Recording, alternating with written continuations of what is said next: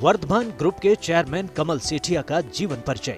सरदार शहर से निकलकर जयपुर तक का तय किया सफर। कन्हैयालाल सेठिया के परिवार में 30 नवंबर 1956 में लिया जन्म।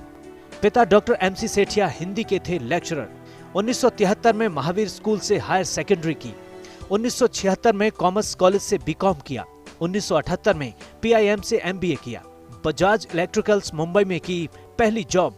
डंकन कलकत्ता HPCL जयपुर में रहे एरिया सेल्स मैनेजर। 1982 में शुरू किया real estate business. Ganesham project बनाकर शुरू किया रियल एस्टेट बिजनेस।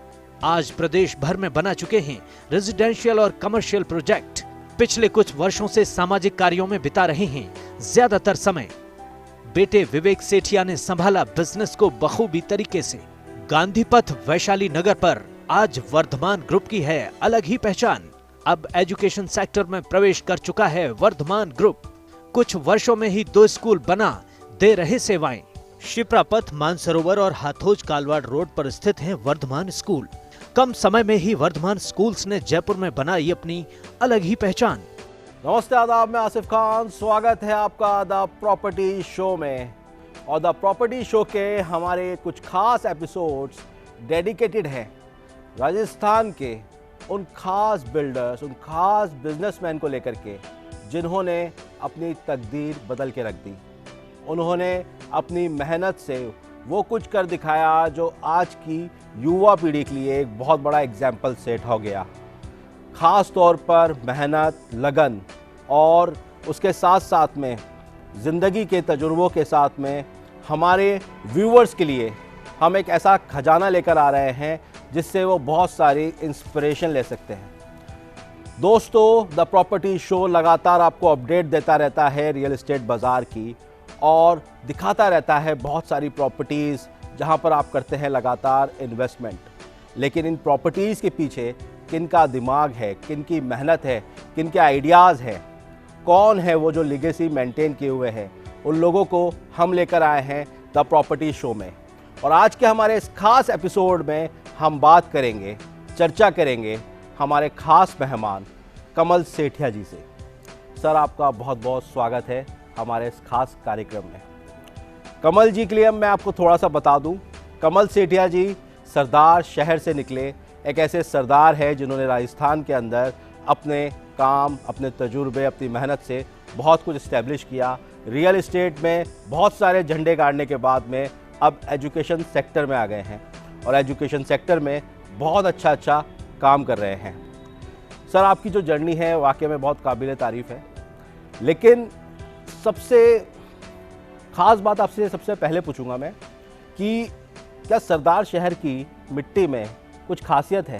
क्योंकि बहुत सारे एग्जाम्पल सेट करने वाले इस नगरी से निकले और निकलने के बाद में बहुत सारे उन्होंने माइलस्टोन्स खड़े कर दिए, झंडे गाड़ दिए। जी, बहुत सही कहा आपने। सरदारों का शहर है सरदार शहर, और यहाँ से बहुत से सरदार भी निकले हैं।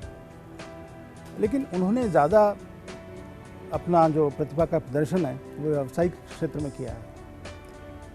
मेरे पिताजी एक प्रोफेसर थे और उन्होंने Birla institute of technology Pilani से अपना सफ़र शुरू किया और फिर राजस्थान यूनिवर्सिटी में वो प्रोफेसर थे। तो परिवार में व्यापार नहीं था। मैं केवल मेरा भी शुरू से ही अध्ययन अध्यापन में काफ़ी रुचि रही और मुझे उन्होंने स्नातकोत्तर स्तर तक की MBA की पढ़ाई करवाई। मैं एक फर्स्ट जनरेशन बिजनेसमैन हूँ और मैंने इस व्यवसाय को शुरू किया। लेकिन हमेशा से ही एक ख्वाहिश थी कि कभी एक स्कूल हो जिसमें हम अपने पिताजी के सपनों को पूरा कर सकें। हालांकि उनके जीवन काल में पूरा नहीं हो पाया, लेकिन उसके तुरंत बाद ही हमने अपने 2 स्कूल शुरू कर दिए हैं। तो मैं कहना चाहूँगा कि जो सफ़र है लंबा ज़रूर है, लेकिन बहुत सुहावना रहा, बहुत रोमांचक रहा। उतार चढ़ाव आए, लेकिन कभी विचलित नहीं हुए, कभी पीछे नहीं देखा और मैं अपने अचीवमेंट से काफ़ी सेटिस्फाइड हूँ। सर, सेटिस्फेक्शन आप किस चीज़ को कहते हैं? क्योंकि आज की भागदौड़ वाली ज़िंदगी, आज के युवा कहीं भी सेटिस्फाइड नज़र नहीं आते और मुझे जो लगता है कि उनको एक ड्रीम जो होता है उनका, बहुत सारी चीज़ें उनके कॉम्प्लिकेशंस होते हैं, सेट नहीं होती है बहुत सारी चीज़ें। तो क्योंकि इस वक्त हमारे व्यूअर्स बहुत सारे युवा हैं इस प्रोग्राम, तो आप उनको क्या एग्जाम्पल देते हैं, क्या आप उनको राय देना चाहेंगे कि जो सेटिस्फेक्शन जो आपने वर्ड बोला, वो सेटिस्फेक्शन की कमी है? जी देखिए, कुछ बड़ा करने के लिए सपना देखना पड़ता है और सपने अवश्य देखें, लेकिन उन्हें उनको सकारात्मक रूप देने के लिए आपको बराबर अपनी योग्यता में वृद्धि करनी पड़ेगी। आप जो भी काम कर रहे हैं उसमें आपका पूरा डेडिकेशन होना चाहिए और उससे संबंधित स्किल सेट्स आपको बराबर इकट्ठे करने पड़ेंगे। और चूँकि ये प्रतियोगिता का ज़माना है, बहुत इनोवेशन का ज़माना है, तेज़ी से चीज़ें बदल रही हैं, आसपास का सोशो इकोनॉमिक एनवायरनमेंट बदल रहा है, इसलिए हमें बराबर उस पर नज़र रखते हुए अपनी क्षमताओं योग्यताओं को बढ़ाते हुए एक्सेल करेंगे, तभी हम अपने आप को उस जगह पर स्थापित रख पाएंगे। तो केवल अपने कंपटीशन हमारा औरों से नहीं होता, कई बार अपने आप से भी कंपटीशन होता है।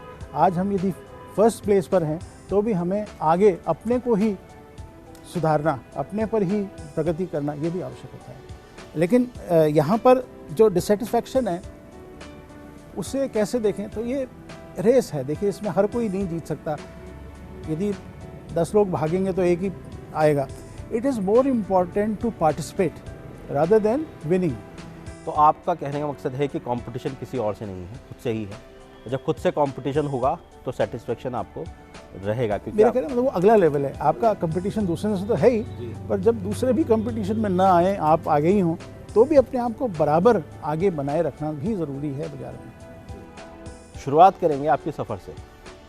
सरदार शहर से कैसे शुरुआत हुई, कैसे रियल एस्टेट में आए, उस पर थोड़ा सा आप बताइए। मेरे पिताजी की अध्ययन में रुचि थी और उन्होंने MA PhD और साहित्य रत्न किया। उसके बाद वो सरदार शहर में एक डीम्ड यूनिवर्सिटी है, गांधी विद्या मंदिर, उसके संस्थापकों में रहे। वहाँ से जब दायरा बढ़ा तो वो BITS पिलानी चले गए। वहाँ पर उन्होंने 3 वर्ष तक अध्यापन किया। मेरी अर्ली एजुकेशन पिलानी में हुई है और उस विद्या विहार को मैं नहीं भूल सकता, जिसकी शांत और सुरम्य वातावरण में हमने सांस ली और उस सांस के साथ एजुकेशन, उसमें विद्या ही थी जो हमने ग्रहण की। वहाँ की पढ़ाई के बाद में जब फादर का जयपुर आने का हुआ, वो राजस्थान यूनिवर्सिटी में प्रोफेसर अपॉइंट हुए थे, तब से जयपुर है। और जयपुर में मेरी अर्ली एजुकेशन महावीर स्कूल, फिर कॉमर्स कॉलेज और बाद में पोदार इंस्टीट्यूट ऑफ मैनेजमेंट से मैंने MBA किया। MBA के बाद में एक्चुअली जब मैं पहले तो व्यापार का ही था दिमाग में, लेकिन फिर सोचा कि जब कोई अनुभव नहीं है और पूंजी भी नहीं है तो व्यापार किससे करेंगे। तो सर, आपको रोकना चाहूँगा बीच में, ये आपका फर्स्ट जनरेशन बिजनेस था, उससे पहले सब जॉब में थे। तो फर्स्ट जनरेशन बिजनेस के लिए बिजनेस स्टार्ट करना बहुत डिफिकल्ट होता है, तो उसके लिए क्या फेस करना पड़ा? जी देखिए, मैंने पहले 4-5 साल तक जॉब किया, बजाज इलेक्ट्रिकल्स, डंकन इंटरनेशनल और फिर HPCL में मेरा जॉब था। बहुत कुछ सीखने को मिला, बहुत कुछ जाना। बजाज इलेक्ट्रिकल्स में इलेक्ट्रिकल इंजीनियरिंग पढ़ी, हिंदुस्तान पेट्रोलियम में केमिकल इंजीनियरिंग पढ़ी और अब सिविल इंजीनियरिंग भी पढ़ रहा हूँ और मैं बराबर पढ़ता रहता हूँ। तो फर्स्ट जनरेशन बिजनेसमैन के लिए 2 चैलेंज होते हैं। पहली तो ये कि उसकी कोई प्रतिष्ठा या साख नहीं होती, दूसरा पूंजी, वो भी लिमिटेड होती है, और तीसरा उस क्षेत्र का अनुभव नहीं होता। तो मुझे जब मैंने ये जॉब छोड़ा था तो मेरे बॉस ने कहा कि पहले तो उन्होंने 1 साल तक मुझे छोड़ा नहीं, बोले पहले आप अपने साथियों के साथ काम शुरू कर लो, जम जाओ तो चले जाना, I don't want to lose you. तो मैंने कहा even either I don't want to lose myself. तो बोले ठीक है, आप तो जब ठीक लगेगा मुझे कि आप कर सकते हो तो आई विल लीव यू। तो मुझे 1 साल बाद उन्होंने रिलीव किया। देखिए, जब आप अपने बिजनेस में होते हो तो आपको ये मानना पड़ेगा कि अब कोई अफसर नहीं है आप। तो हमने जो अफसरी की थी उसे छोड़कर हम वापस एक लेमैन के रूप में आ गए। मेरा सिंगल वन मैन बिजनेस था उस वक्त और एक ही एम्प्लॉय था मेरे पास। तो मैंने सब काम किए हैं और इस बात पे ध्यान दिया कि मुझे इस भवन निर्माण के व्यवसाय की तकनीकी पक्ष को बहुत सुदृढ़ बनाना है। उस वक्त जब संसाधन कम थे तो मैंने अपने हाथ से पैरेलल और सेट स्क्वायर से ड्राइंग्स बनाई हैं। नाम भी वर्धमान हो गया और वर्धमान नाम एक छोटे से सपने से शुरू हुआ और आज एक बहुत बड़ा कह सकते हैं हम ब्रांड बन चुका है। वर्धमान बहुत सारे प्रोजेक्ट्स हमको शहर में नज़र आते हैं और अब जो है शिक्षा इंडस्ट्री में भी, एजुकेशन सेक्टर में भी आ चुका है। तो इससे थोड़ा सा पहले जाऊंगा, जब आपने रियल इस्टेट क्षेत्र में कदम रखा तो क्या बड़े आपके सामने बैरियर्स थे, ऑब्स्टिकल्स थे, किस तरह की परेशानियां थी वो आपको देखने को मिली? क्योंकि उस वक्त भी उस समय के इंडस्ट्री के बड़े टाइकून्स होंगे जो रियल इस्टेट इंडस्ट्री में ऑलरेडी काम कर रहे थे। ये सवाल मैं आपसे इसलिए पूछ रहा हूँ क्योंकि अभी कोई नया बिजनेसमैन खड़ा होना चाहता हो, कोई रियल इस्टेट इंडस्ट्री में अपना सपना देख रहा हो, खुद को स्थापित करना चाहता हो, तो सेम, क्योंकि दौर बदलते हैं, कंपटीशन वही रहता है, चीज़ें बदल जाती हैं, तो वो कंपटीशन आपने भी फेस किया। देखिए, ऐसा है कि भवन निर्माण व्यवसाय में मैं ये कहूँगा कि संभावनाएं बहुत हैं और जितने भी प्लेयर्स हैं उन सब के लिए मार्केट है। तो हमने जहाँ विद्याधर नगर को पहले अपना क्षेत्र चुना वो इसलिए कि वो संभावनाओं से भरा हुआ था। वहाँ पे जेडीए का नया इन्वेस्टमेंट आ रहा था, वहाँ पर इंफ्रास्ट्रक्चर का डेवलपमेंट हो रहा था और वहाँ पर ज़मीन की रेटें लगातार बढ़ रही थी। तो मैंने ये सोचा कि यदि कहीं दिक्कत भी हुई और बीच में भी बेचना पड़ा तो कम से कम लैंड का एप्रिसिएशन तो मिल जाएगा। तो ये बड़ी एक कैलकुलेटेड थिंकिंग थी और मैं ये कहना चाहूँगा अपने सभी बिल्डर भाइयों के लिए कि हमारे बीच में कोई ऐसी गला काट प्रतिस्पर्धा नहीं है। क्रेडाई के सारे मेंबर्स एक दूसरे को बहुत सपोर्ट करते हैं और बल्कि कभी भी ये नहीं रहा कि हम किसी को क्रिटिसाइज़ करें, क्योंकि सभी जो बिल्डर हैं आज क्रेडाई ने अपने कोड ऑफ कंडक्ट बना रखा है जिसमें हमने ये तय कर रखा है कि हम कैसा बनाएंगे, कैसा व्यवहार करेंगे और किन नीतियों पे चलेंगे। तो हमारा उद्देश्य ही कस्टमर सेटिस्फैक्शन है। सर, मैं आपको यहाँ रोकना चाहूँगा, वक्त तो चला एक छोटे से ब्रेक का। ब्रेक के बाद भी आपसे चर्चाएँ जारी रहेगी। तो दोस्तों, द प्रॉपर्टी शो में वक्त तो चला है एक छोटे से ब्रेक का और ब्रेक के बाद भी जानते रहेंगे, बात करते रहेंगे हम कमल सेठिया जी से।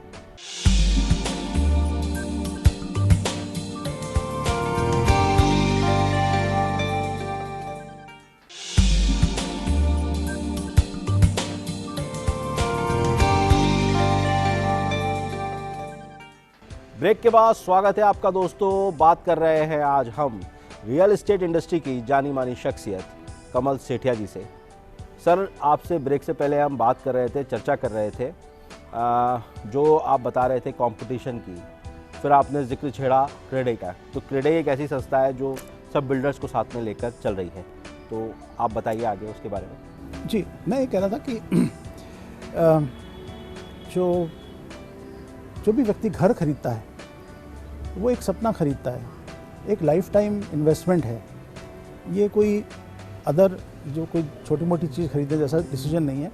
इस डिसीजन में बहुत से लोगों की राय दी जाती है। तो भवन निर्माण खरीदते हुए व्यक्ति ये ज़रूर देखता है कि बिल्डर कैसा है, उसकी साख कैसी है। तो आज क्रेडाई का मेंबर होना अपने आप में एक बड़ी साख है। इसके अलावा यदि आपका प्रोजेक्ट रेरा में रजिस्टर्ड है तो वो एक बहुत बड़ी साख है, क्योंकि इसमें पूरी पारदर्शिता रहती है और हमारे ऊपर सारी एजेंसीज़ का पूरा कंट्रोल रहता है। उससे भी बड़ा कंट्रोल मैं ये मानता हूँ जो मैंने स्वयं पर शुरू से ही लागू रखा है कि हमें कस्टमर का सेटिस्फैक्शन ही हमारे लिए सबसे बड़ी पूंजी है। आज यदि एक कस्टमर दूसरे कस्टमर को कहेगा कि मकान अच्छा है, तभी उसे अच्छा माना जाएगा, मेरे कहने से नहीं। और मैं आपको बताऊं कि जब मैं सिंगापुर गया और वहाँ पर एक फंक्शन था जिसमें ग्रेटेस्ट ब्रांड्स ऑफ एशिया में हमें वर्धमान को सिलेक्ट किया गया था, तो वहाँ की प्रेस ने मुझसे पूछा था कि how did you make Vardhaman a prestigious brand. मेरा उनसे उत्तर ये था कि इसमें मैंने कुछ नहीं किया, मेरे ग्राहकों ने ये ब्रांड बनाया है। मैंने उन्हें लगातार एक अच्छा एक्सपीरियंस डिलीवर किया। तो देखिए, आज कस्टमर ये देखता है कि मुझे अपने पैसे का पूरा मूल्य मिला, हमने जो वादे किए वो सब पूरे हुए, वो मकान में रहने जाए, उसकी छोटी मोटी समस्याएं उन्हें भी दुरुस्त कर दिया जाए। इससे ज़्यादा कस्टमर की डिमांड्स नहीं होती, और जो वाजिब डिमांड है उसे आप पूरा कर दें तो उससे ज़्यादा कोई संतोष की बात हमारे लिए भी नहीं है और उनके लिए भी नहीं है। कस्टमर सेटिस्फेक्शन सबसे इम्पॉर्टेंट चीज़ होती है, और ये हर सेक्टर के अंदर ये देखने को मिलता है कि कस्टमर सेटिस्फाइड है तो आपका ब्रांड हिट है। रियल एस्टेट से आते आते अब आप आ गए एजुकेशन सेक्टर, और पिछले कुछ सालों में एजुकेशन सेक्टर में भी अच्छा खासा नाम, अच्छा खासा वर्चस्व कमा लिया, और उसके बाद में कोरोना काल आ गया।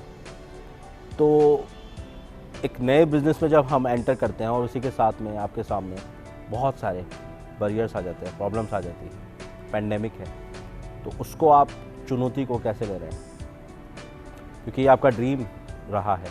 मेरा शुरू से शौक़ रहा है कि चुनौतियों का सामना किया जाए, और छाती दिखा के किया जाए, पीठ दिखा के नहीं। एजुकेशन, जैसा मैंने आपको बताया, मेरा सपना था, मेरा ड्रीम था, एक पैशन था, और आज इस सेक्टर से जितना सेटिस्फैक्शन मिलता है वो और किसी से नहीं मिलता। देखिए, हमने एजुकेशन के क्षेत्र में आने की इच्छा पहले भी थी, लेकिन ये अपॉर्चुनिटी मिली और आते ही हमने उसको ग्रैब कर लिया। रही बात इसमें स्थापित होने की, तो शुरुआती चैलेंजेस रहे, और कोरोना काल में एक वक्त था जब आप जूझ रहे हो समस्याओं से, लेकिन वहाँ भी आप अपनी साख बना सकते हो, आप अपने आप को दूसरों से अलग दिखा सकते हो। जैसे ही जनवरी में, शायद जनवरी या फरवरी में लॉकडाउन लगा था, वैसे ही हमने तुरंत ऑनलाइन क्लासेस शुरू कर दी। एक्चुअली जो बच्चों की पढ़ाई का नुकसान हो सकता था उसे हमने कम से कम होने दिया। दूसरे या तीसरे दिन से हमारी ऑनलाइन क्लासेस शुरू हो गई, और शुरू में पेरेंट्स और सरकार का भी इसमें विरोध रहा कि हम कहाँ से लैपटॉप लाएंगे, कहाँ से मोबाइल लाएंगे, हमारे बच्चे, उनकी आंखें ख़राब हो जाएंगी, वो बैठे बैठे सुस्त हो जाएंगे। लेकिन इसके अलावा कोई चारा भी नहीं था। देखिए, एक तरफ लाइफ की रिस्क है और दूसरी तरफ केवल कैरियर की रिस्क है, तो लाइफ की रिस्क ज़्यादा बड़ी है। सरकार का निर्णय ठीक था, उन्होंने लॉकडाउन किया, सारी स्थिति को बहुत अच्छी तरह से टैकल भी किया, लेकिन एजुकेशन के क्षेत्र में मुझे लगता है कि उन्होंने हमें जितनी सहायता मिलनी चाहिए थी वो नहीं मिली। सर, एजुकेशन सिस्टम में आप मौजूदा दौर में क्या चुनौतियां देखते हैं, और किस मॉड्यूल को आप फॉलो कर रहे हैं कि एजुकेशन सिस्टम एक बेटर हो प्राइवेट स्कूल्स का? और क्या आपको लगता है, अगर मैं आपको बोलूं कि 10 में से आप पॉइंट्स दें, तो आप क्या पॉइंट्स देते हैं? कि आप एजुकेशन फील्ड में हो, आप जब आप रियल एस्टेट फील्ड में आए तो आपने उसके अंदर बहुत सारे एग्जाम्पल सेट किए, तो लोग आपसे अब उम्मीद करते हैं कि आप एजुकेशन फील्ड में आए हैं तो यहाँ भी बहुत सारे एग्जाम्पल सेट करेंगे। देखिए, शिक्षा में नवाचार की बहुत आवश्यकता है, और जहाँ तक सरकार है, उन्होंने भी जो नई एजुकेशन पॉलिसी आई है उसमें कई चेंजेस किए हैं। हालांकि उसे थोड़ा जल्दीबाजी में लागू किया गया, इसलिए उसका पूरा रिज़ल्ट नहीं मिल पाया है। अभी पाठ्यक्रम को बदलने के लिए, उसमें नवीनता लाने के लिए एक कमेटी बनी हुई है, मैं भी उसमें हूँ, और हम ये महसूस कर रहे हैं कि हमारे विद्यार्थी जब यहाँ से पढ़ाई पूरी करके अपने फील्ड में जाएंगे, जब उन्हें समाज में, अपने जॉब में और जहाँ पे भी जाएंगे अपनी सर्विस देनी होगी, वहाँ वो अपने काम के लायक हों। जो आज के टेक्नोलॉजिकल डेवलपमेंट हो चुके हैं उन सब से वो वाकिफ़ हों, उन्हें अच्छी तरह काम में ले सकें।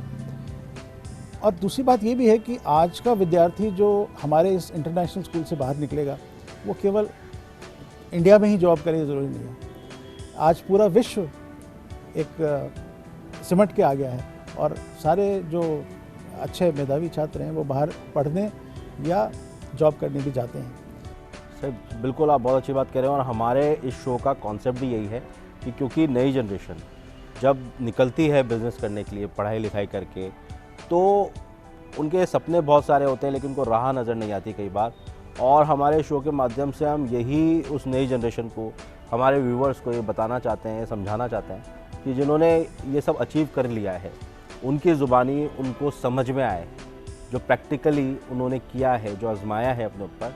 तो आखिर में आपसे मैं जानना चाहूँगा कुछ गुरु मंत्र, जैसे आपने अभी कलाम साहब का एक मंत्र बताया कि साहब फेल इस first attempt in learning, fail का मतलब ये है। तो ऐसे कुछ प्रैक्टिकल गुरु मंत्र जो आपने अपने जीवन के अंदर महसूस किए हैं, वो कुछ टिप्स हम आपसे लेना चाहेंगे। देखिए, वर्धमान इंटरनेशनल स्कूल एक इंग्लिश मीडियम स्कूल है, लेकिन इसकी आत्मा भारतीय है। भारतीय मैं इसलिए कहना चाहता हूँ कि यदि हम सर्वांगीण शिक्षा की बात करें तो शिक्षा, संस्कार, स्वास्थ्य और अनुशासन, ये 4 बहुत इम्पोर्टेंट चीज़ें हैं जो बच्चा स्कूल से सीख के जाता है। आज के शिक्षा जगत में संस्कारों की शिक्षा कम दी जा रही है, जिसकी आवश्यकता बहुत ज़्यादा है। आज वेस्टर्न वर्ल्ड भी ये महसूस कर रहा है कि वहाँ पर इनडिसिप्लिन, लेथार्जी और भौतिक सुख की तरफ जो उनका आकर्षण है वो बढ़ता जा रहा है, जिससे समाज में बहुत सी विकृतियाँ पैदा हो रही हैं। तो यदि बच्चा सुशिक्षित होने के साथ ही सुसंस्कारी भी होना चाहिए। ये जो इंडियन वैल्यूज़ हैं, जो हमारी पुरानी ऋषि परंपरा है, उसके अनुसार जो उन्होंने बताया है कि एक आदमी को, देखिए धार्मिक मैं नहीं कहता, लेकिन नैतिक होना बहुत ज़रूरी है। हमने एक दूसरा पहलू जो सेठिया साहब का है वो भी बड़ा सुना है, बड़ा चर्चाओं में रहता है रियल एस्टेट इंडस्ट्री में, कि आप गाना बहुत अच्छा गाते हैं, शेर व शायरी का बड़ा शौक़ है आपको, और जीवन में काम के साथ में अगर आपका एक साइड ऐसा है जिसमें आप बहुत आर्टिस्टिक हैं, आप बहुत अलग अलग चीज़ें क्रिएटिव करते रहते हो, तो काम में भी बड़ा अच्छा दिल लगता है। तो हमारे व्यूवर्स के लिए आप कुछ पेश करना चाहें या कुछ सुनाना चाहें तो बिल्कुल बड़ा अच्छा लगेगा। जी, देखिए, मैंने पहले भी कहा था कि जीवन जीवंत होना चाहिए। आप हर तरह से आप संस्कारित हैं, शिक्षित हैं, सब ठीक है। अपने ओहदे को कभी कभी अलग रख के सोचना चाहिए कि मुझे अपने लिए रिक्रिएशन भी करना है। बचपन से शौक़ था, लेकिन कोरोना काल में उसे वापस पुनर्जीवित करने का मौका मिला। कुछ पंक्तियाँ गुनगुना देता हूँ। रुक जाना नहीं तू कहीं हार के, कांटों पे चल के मिलेंगे साए बहार के। रुक जाना नहीं तू कहीं हार के, कांटों पे चल के मिलेंगे साए बहार के। ओ राही ओ राही ओ राही ओ राही। क्या बात है साहब, इससे बढ़िया इस शो को एंडिंग मिल नहीं सकती थी, क्योंकि आपने इस शो की एंडिंग के साथ में एक ऐसा नगमा गुनगुना दिया है कि जो भी अभी व्यूवर्स देख रहे हैं उनको एक मैसेज चला गया है कि रुक जाना नहीं तू कहीं हार के, और राहों में मिलेंगे कांटे बाहर के।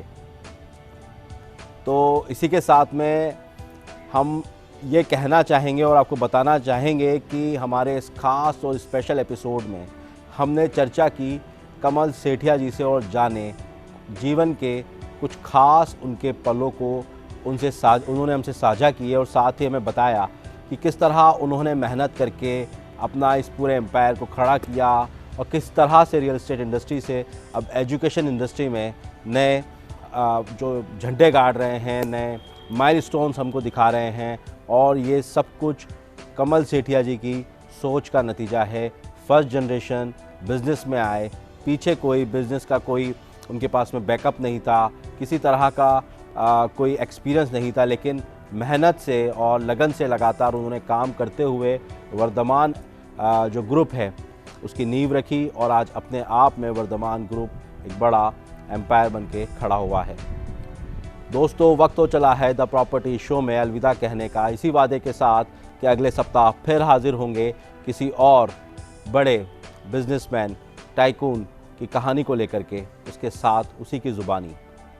तब तक के लिए इजाज़त दीजिए द प्रॉपर्टी शो की पूरी टीम को।